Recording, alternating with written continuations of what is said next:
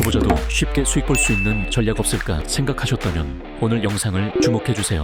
오늘은 11월 한 달 만에 3000%를 벌 수 있었던 매매법을 알려드리겠습니다. 5분만 집중하면 배울 수 있는데 지나친다면 가장 큰 손해겠죠. 영상 끝까지 시청해주시면 감사하겠습니다.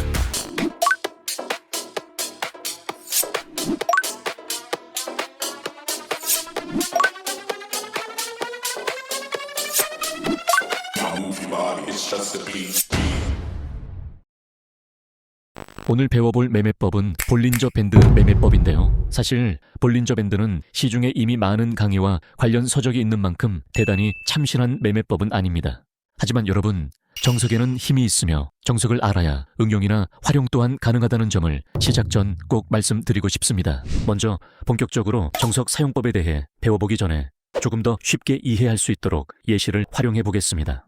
볼린저 밴드를 사용할 때 구조를 알고 사용하시는 것과 모르고 사용하는 것이 천차만별인데요. 모양새를 잘 보시면 상단선, 중심선, 하단선으로 구분됩니다. 볼린저 밴드의 중심선 같은 경우는 도로로 치면 중앙선이라고 생각하시면 되겠습니다. 중앙선을 기점으로 1차선과 반대차선이 있는데요. 이것을 어떻게 이해하시면 되냐면 캔들이 다니는 길이다. 길이 넓은 구간도 있고 좁은 구간도 있다. 운전할 때도 그렇잖아요. 도로가 넓을 때도 있고 좁을 때도 있는 것처럼요. 마찬가지로 캔들이 다니는 길도 넓을 때가 있고 좁을 때가 있습니다.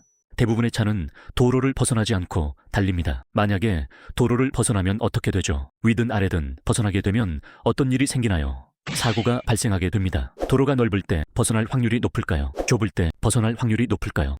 좁을 때 벗어날 확률이 높겠죠. 이 사례를 통해 우리는 두 가지 개념을 잡아갈 수 있습니다. 첫 번째, 가격이 횡보하거나 부합세를 보일 때에는 볼린저 밴드를 켜고 위아래를 쏙쏙 발라 먹어보자.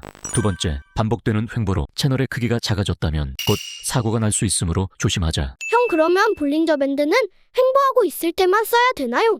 그렇지 않습니다. 원래 볼린저 밴드는 추세를 추종하기 위해 만들어진 보조 지표입니다. 매수 관점 기준으로 설명드려 볼게요. 매수를 하려면 가격이 오르고 있는 상승 추세에 올라타야겠죠. 그런데 상승 추세인지는 어떻게 파악해야 할까요? 이 사진을 참고해 주세요. 정석적인 사용법은 이렇게 캔들이 채널의 위를 향하는 것을 확인하고 기다리다가 중앙선에 도달했을 때 매수하는 것입니다. 채널의 상단을 찢어 올라가는 것을 보고 우리는 추세가 상승으로 가는구나 확인할 수 있고 중앙선에 도달했을 때 매수함으로 추세를 추종할 수 있습니다. 형, 그러면 매도는 어떻게 해야 되나요? 목표가를 잡기 전에 언제 손절해야 되는지 먼저 가르쳐 줄게요. 모든 매매법에 있어서 진입가와 목표가를 잡는 것도 물론 중요하지만 무엇보다 먼저 손절을 어디서 해야 하는지를 꼭 체크해야 합니다. 아까 채널의 상단을 찢으면 추세가 상승으로 바뀌는 거라고 가르쳐줬죠. 반대로 채널의 하단을 찢으면 추세가 하락으로 바뀌는 거겠죠. 상승 추세인 줄 알고 샀다가 하락 추세가 되면 포지션을 억지로 유지하고 있을 필요가 없습니다. 만약 캔들이 중앙선을 이탈하여 채널의 하단을 종가로 찢는다면 매도하여 자산을 지키세요. 다음으로 익절 타점을 잡는 것에는 두 가지 방법이 있습니다. 첫 번째, 짧게 치고 빠지는 스타일. 중앙선에서 샀고 하단선에서 손절한다면 상단선에서 매도한다고 쳤을 때 기본적으로 손절과 익절의 비율이 1대1이 될 것입니다. 이렇게 상단선에 매도하는 것이 바로 첫 번째 타점입니다. 두 번째가 중요한데요. 앞서 설명하길 볼린저 밴드는 원래 추세를 추종하는 추세 추종 기법이라고 말씀드렸습니다. 나는 단타도 좋지만 이번에는 크게 먹고 싶어 생각하고 계시다면 이렇게 해보세요. 중앙선을 맞고 올라간 캔들은 결국 첫 번째 타겟인 상단선에 닿을 것입니다. 이후 상승을 모니터링 하시면서 캔들의 색깔을 확인하세요. 양봉인지 음봉인지 확인하고 양봉이면 팔지 않습니다. 추가 상승의 가능성이 있기 때문입니다. 음봉이 발생한다면 채널 밑으로 내려왔는지 확인하세요. 이렇게 음봉이 발생했지만 채널 아래로 내려가지 않은 경우에는 매도하지 않고 홀딩합니다. 자료 화면과 같은 경우에는 추세가 너무 강해서 중앙선이 아닌 상단선에서 매수하는 세력이 있는 것이거든요. 실제로 다음 양봉에서 고가를 올리는 모습을 보였습니다. 이후 다음 캔들에서 음봉 종가가 채널 안으로 들어오게 되는데 이때